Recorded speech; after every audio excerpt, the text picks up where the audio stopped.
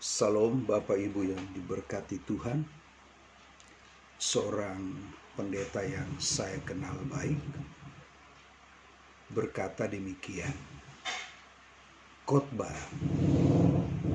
pemberitaan firman harus bisa menjawab kebutuhan manusia. Pernyataan beliau ini menghasilkan satu pertanyaan. Apa saja kebutuhan hidup manusia?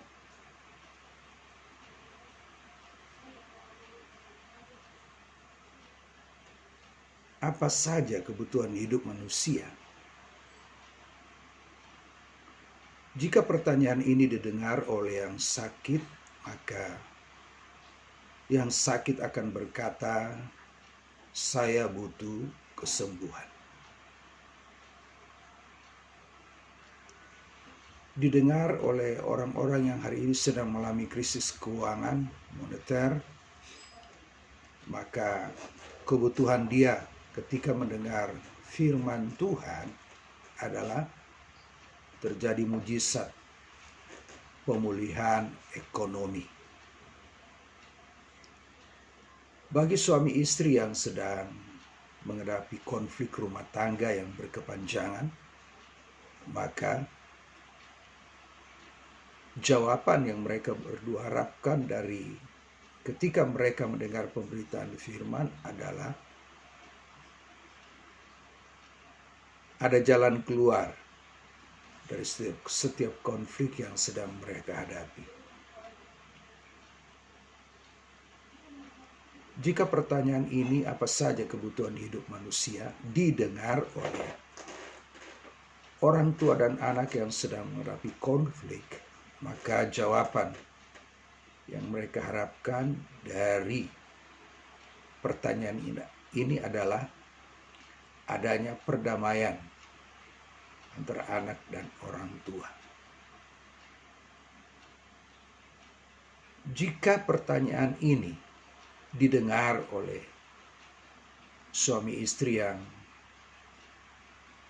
sudah bertahun-tahun menikah namun juga belum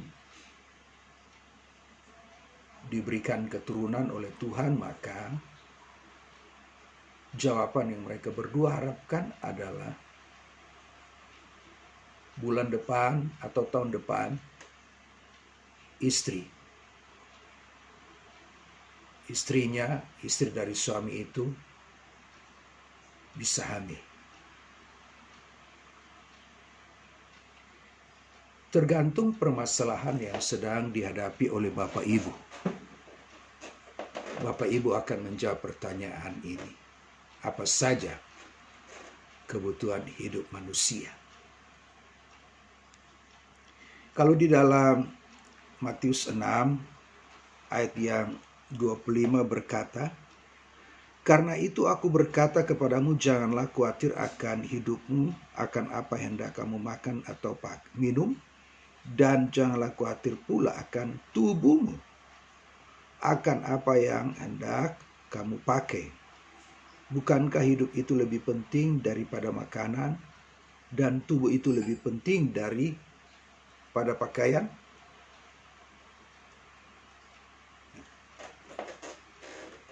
Bagi orang yang sedang dilanda oleh kekhawatiran, khawatir soal makan, soal minum, soal pakai,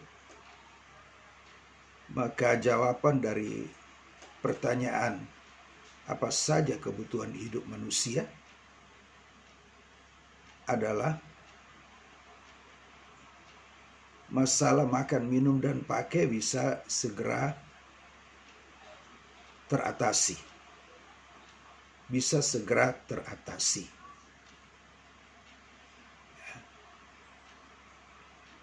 Adakah kebutuhan hidup yang lain selain soal makan, minum, pakai, memiliki keturunan, dan sakit sembuh yang susah, sakit sembuh yang mengalami krisis keuangan dipulihkan, krisis rumah tangga dipulihkan? Ada nggak kebutuhan yang lain? Ini yang harus kita menemukan jawaban yang paling tepat. Dari semua jawaban yang sudah saya katakan tadi, yang mungkin itu juga mewakili bagi Bapak Ibu yang hari ini sedang sakit, fisiknya sakit, ekonominya sakit, hubungan suami istri sakit, hubungan anak dan orang tua sakit, kandungannya sakit, belum bisa hamil dan melahirkan.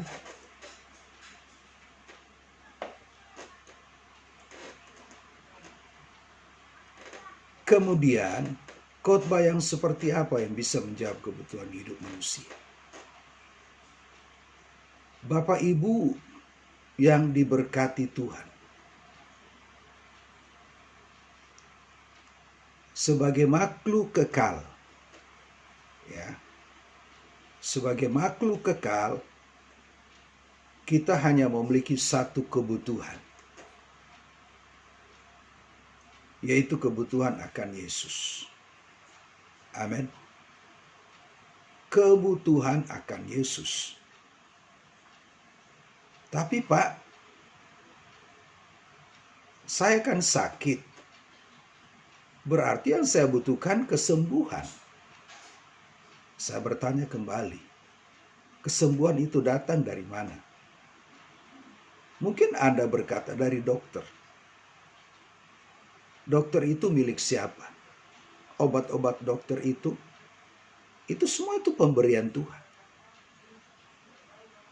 Jadi berarti kebutuhan orang yang sakit bukan hanya soal sembuh, adalah dia butuh Tuhan. Nah, kebutuhan orang yang sakit tidak hanya bicara kesembuhan secara fisik, tapi juga yang paling utama, karakternya yang sakit bisa disembuhkan, rohnya yang sakit bisa disembuhkan, batinnya yang sakit bisa disembuhkan, jiwanya yang sakit bisa disembuhkan, hatinya yang terluka, kecewa karena menghadapi masalah kesehatan yang belum juga berakhir dengan kesembuhan.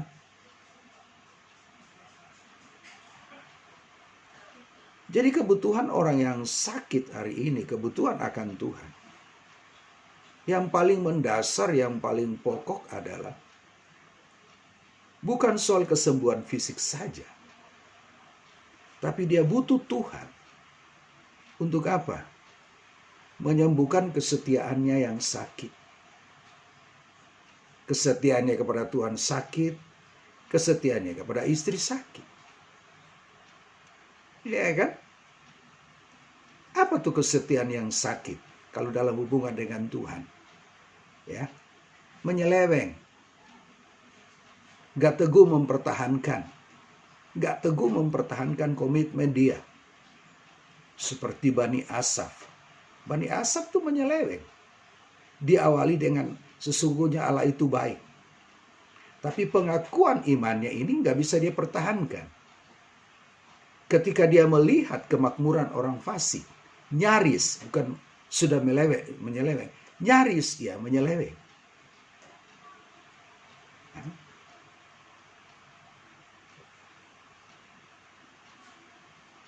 Apa tuh kesetiaan yang sakit dari seorang suami? Itu menyeleweng.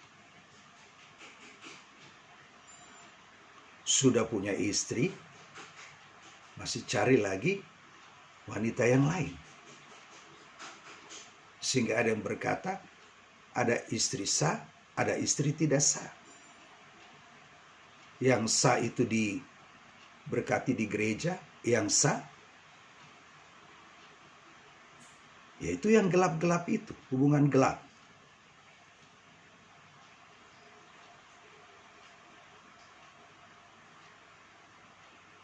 Jadi butuh Tuhan bukan hanya sembuh dari fisik, tapi kesetiaannya juga harus dipulihkan, disembuhkan. Amen. Kesetiaannya kepada istri, kepada suami juga harus dipulihkan. Bapak Ibu yang diberkati Tuhan. Jadi pemberitaan firman Tuhan itu akan menggiring dari setiap kebutuhan hidup manusia, seharusnya mengerucut pada satu titik. Bahwa seharusnya manusia itu hanya butuh Tuhan. Manusia itu hanya butuh Tuhan. Tapi kan saya juga butuh uang, Pak. Saya punya pergumulan kebutuhan rumah tangga. Ya kan? Kebutuhan hari lepas hari. Uang listrik, PAM harus dibayar. BPJS harus dibayar. Anak-anak sekolah, yang kuliah harus dibayar. Belum lagi kredit-kredit yang lain. Setiap hari 10 tukang kredit datang di rumah. Dari kredit panci, kredit HP, kredit mobil, kredit motor, kredit rumah.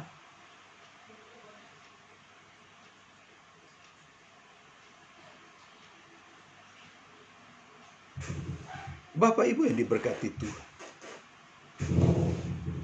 Nah, seharusnya bagi kita yang hari ini sedang mengalami krisis keuangan, ya, yang kita pikirkan apa?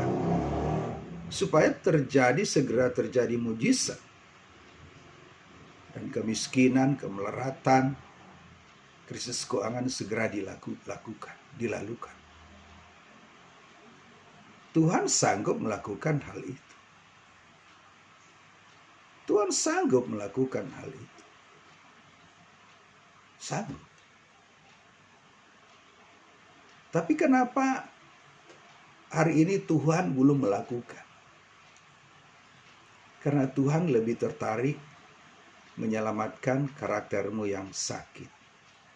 Amin. Karaktermu yang sakit.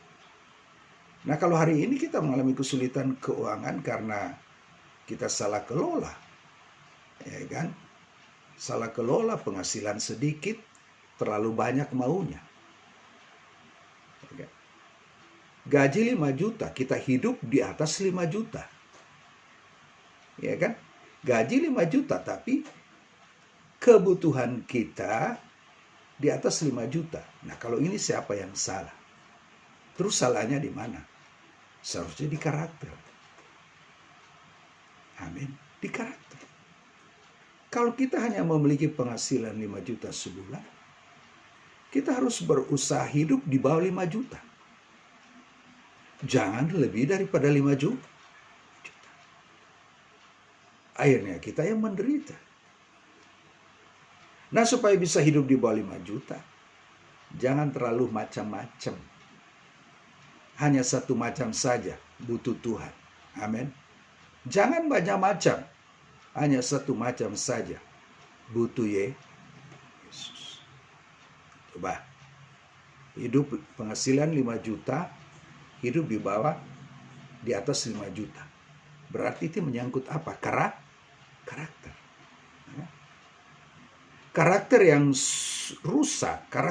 rusak itu tidak memiliki penguasaan diri. Sebab kalau kita berbicara tentang penguasaan diri, itu menyangkut soal apa?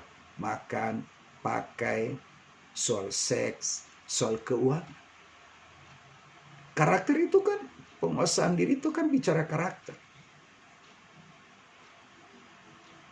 Jadi kalau kita mengalami kesulitan keuangan karena penghasilan 5 juta, hidup di atas 5 juta, berarti yang Tuhan sedang benahi, yang sedang Tuhan pulihkan hari ini, itu bukan uang. Itu bukan kesulitan keuangan yang segera dia pulihkan. Tapi karakter. Amin. Karakter yang boros. Mau ini lihat ini beli, lihat itu beli. Begitu nggak kebeli, ngutang. Ya kan? Begitu utang nggak bisa dibayar, utang di tempat lain. Buat tutup lubang di sini. Gali lubang, tutup lubang. Coba. Yang membuat kita menderita Tuhan atau kita?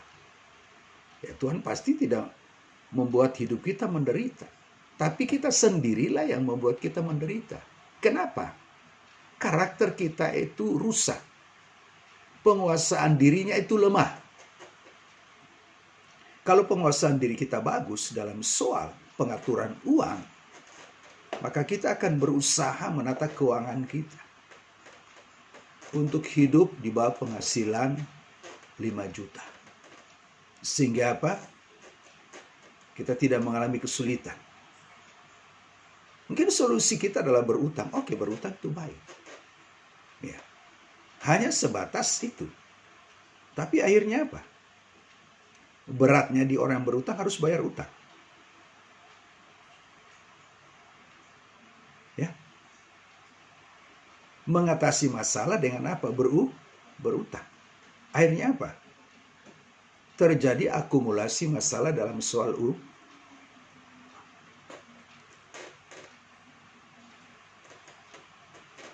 Coba, dalam keadaan ini siapa yang paling kita butuhkan? Tuhan. Tapi coba ketika kita berbicara, ketika kita butuh Tuhan, ya, kita butuh Tuhan untuk apa? Memulihkan karakter kita, menyelamatkan karakter kita. Dalam soal apa? Penggunaan uang yang tidak tepat. Amin. Penggunaan uang yang tidak tepat.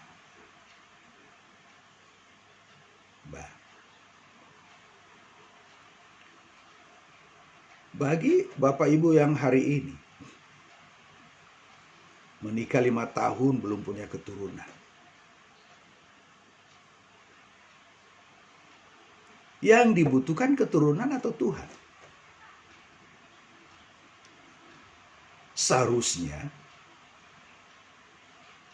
yang paling dibutuhkan itu Tuhan, bukan soal keturunan. Jadi ketika Bapak Ibu menjadikan Tuhan sebagai kebutuhan paling utama, ya, kebutuhan yang paling utama, bahkan permohonan minta keturunan pun bisa saja terlupakan. Kenapa? Cuma pikir bagaimana butuh Tuhan dan menyenangkan hati Tuhan. Dan bisa saja Tuhan memberikan keturunan ketika apa? Sudah berhenti meminta dan sudah nggak terpikir lagi. Kenapa? Karena suami istri sepakat, udahlah, soal keturunan itu kita pasrahkan semuanya dalam tangan Tuhan. Ya, soal anak, tidak ada anak, seharusnya bukan masalah. Amin. Bukan masalah. Toh kita menikah, yang paling utama, kita menikah ini karena Tuhan dan untuk Tuhan. Bukan menikah karena untuk mendapatkan keturunan saja. Kita menikah karena Tuhan dan untuk Tuhan. Jadi kalau Tuhan belum memberikan kita keturunan, ya kita nggak boleh putus asa. Berarti yang dibutuhkan siapa? Tuhan. Paling dibutuhkan Tuhan. Bagi adik-adik muda yang hari ini belum menikah,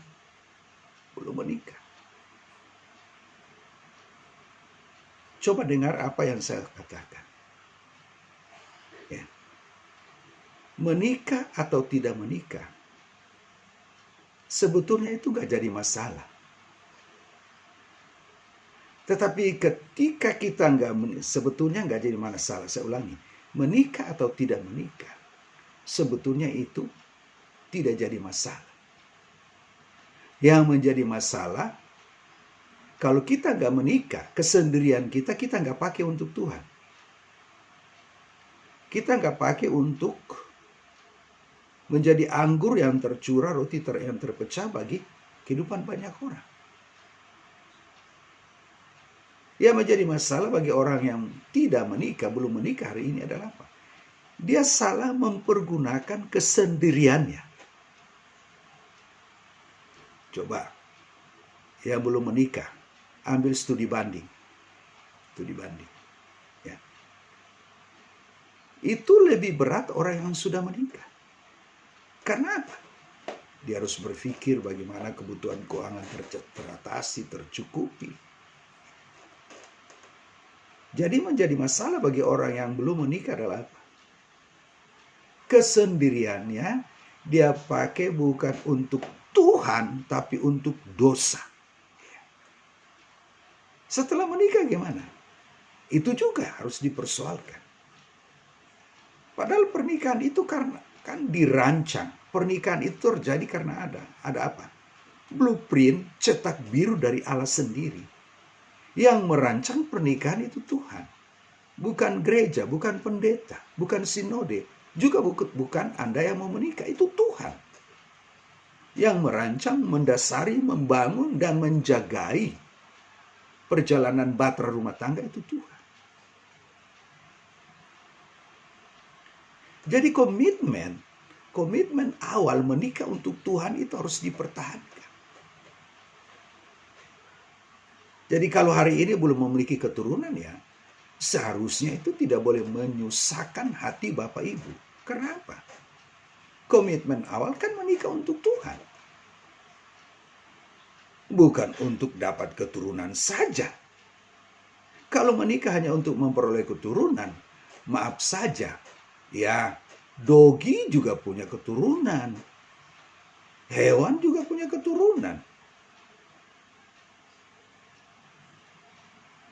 Seharusnya keturunan yang lahir dalam keluarga Kristen itu harus menjadi man of God, keturunan ilahi. Nah, keturunan ilahi ini berasal dari mana? Dari Bapak Ibu yang sudah ilahi, yang sudah menjadi manusia Allah.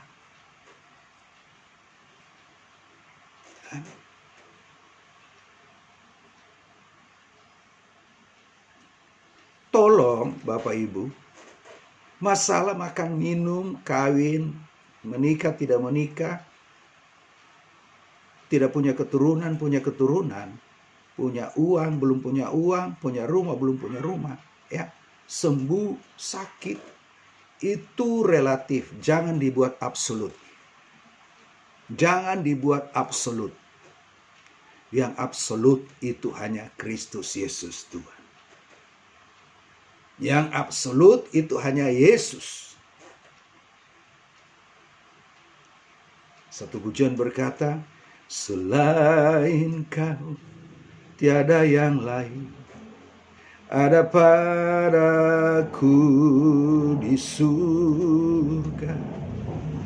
Selain Kau tiada yang lain yang ku ingini di bumi, yang ku ingini di bumi, sekalipun dagingku dan hatiku habis lenyap, gunung batuku dan bagianku, tetaplah Allah selama-lamanya.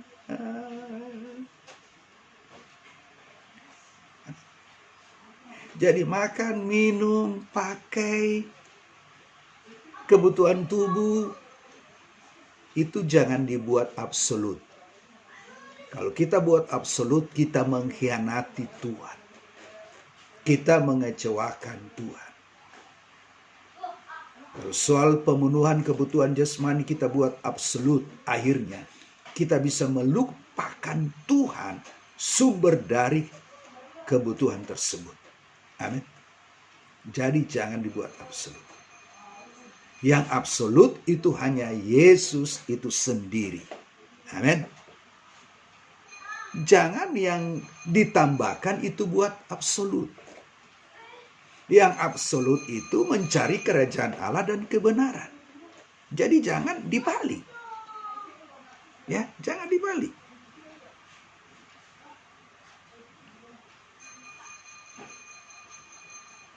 Yang absolut itu Matius 6 ayat 33. Tetapi carilah dahulu kerajaan Allah dan kebenarannya, maka semuanya itu akan ditambahkan kepadamu. Ya. Yang absolut itu mencari kerajaan Allah. Yang mayor itu mencari kerajaan Allah. Yang minor itu yang ditambahkan, makan, minum. Amin Bapak Ibu. Jangan menjadikan yang ditambahkan itu absolut. Yang absolut itu mencari kerajaan Allah dan kebenaran.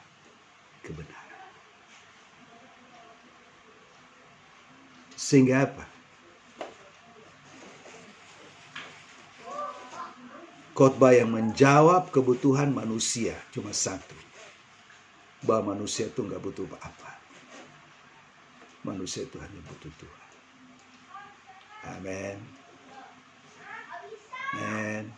Anda yang sakit hari ini, Anda hanya butuh Tuhan. Anda yang sedang mengalami krisis keuangan hari ini, Anda hanya punya satu kebutuhan akan Tuhan. Konflik suami istri, anak dan orang tua hari ini, yang dibutuhkan hanya Tuhan. Sehingga dari Tuhanlah datang kerendahan hati, damai sejahtera, sukacita. Untuk suami istri, anak dan orang tua saling berdamai satu sama lain. Suami istri yang sudah menikah bertahun-tahun belum punya keturunan. Ya, Anda hanya butuh Tuhan. Yang Anda butuhkan satu-satunya kebutuhan Tuhan, bukan anak. Tuhan yang Anda butuhkan. Sehingga punya anak, gak punya anak, hidupmu, rumah tanggamu itu dipersembahkan untuk Tuhan. Amin. Jadi warisan kita orang percaya cuma satu, Kristus Yesus Tuhan. Khotbah yang menjawab kebutuhan jemaat adalah apa? Kebutuhan akan Yesus.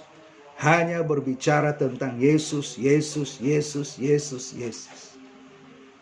Dengan hati yang murni dan tulus. Gak ada embel-embel. Amin. Tuhan berkati.